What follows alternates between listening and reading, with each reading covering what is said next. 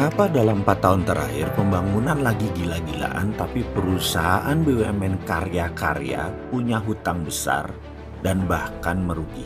Kok bisa ya? Lompat sebentar. Mengapa Net TV yang jenius pengelolanya juga tidak untung? Keduanya punya kesamaan, yaitu dapat jeneng, dapat nama, tapi nggak dapat jenang, nggak dapat duit. Bener deh, ownernya Net TV sebagai pemodal triliunan tekornya. Mengapa tekor? Apa karena salah menentukan pasar? Kita bahas di video lainnya. Sekedar mengingatkan, kalau ternyata ada kemiripan dengan tekornya BUMN jangan heran ya. Tapi di sesi lain, oh iya, ngomong-ngomong, negara bisa bangkrut nggak sebagai penanggung biaya besar untuk proyek yang dibangun BUMN karya-karya yang pakai hutang karena nggak pakai setoran equity? Ada apa itu semua? Kita sekarang bertanya, masih mau diteruskankah cara yang sama membangun infrastruktur statis, bahkan rencananya bakal ditambah lagi atau mau ganti? Masih tetap ngotot bahwa infrastruktur statis adalah jawaban untuk meningkatkan ekonomi, atau mau berkembang dengan yang lebih mudah tanpa hutang, tanpa uang asing? Oke, begini deh, sekali lagi kita kasih nasihat, siapa tahu kali ini didengar. Cara untuk membangun negara yang berefek bagus untuk ekonomi adalah dengan menghitung social cost accounting-nya terlebih dahulu. Apa itu social cost accounting?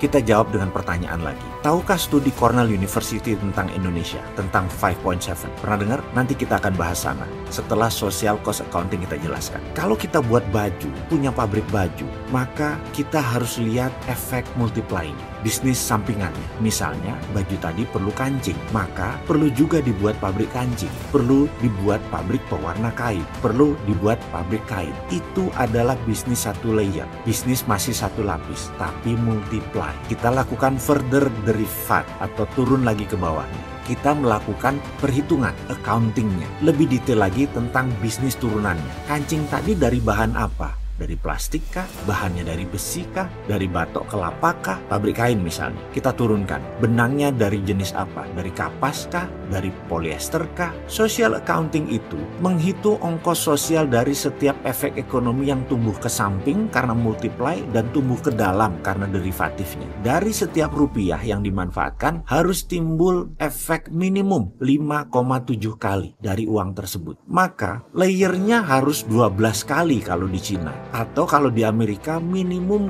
24 kali. Itu project creation-nya. Dan benar, efek finansialnya minimum pasti 6 kali. Atau lebih tepatnya 5,7 kali.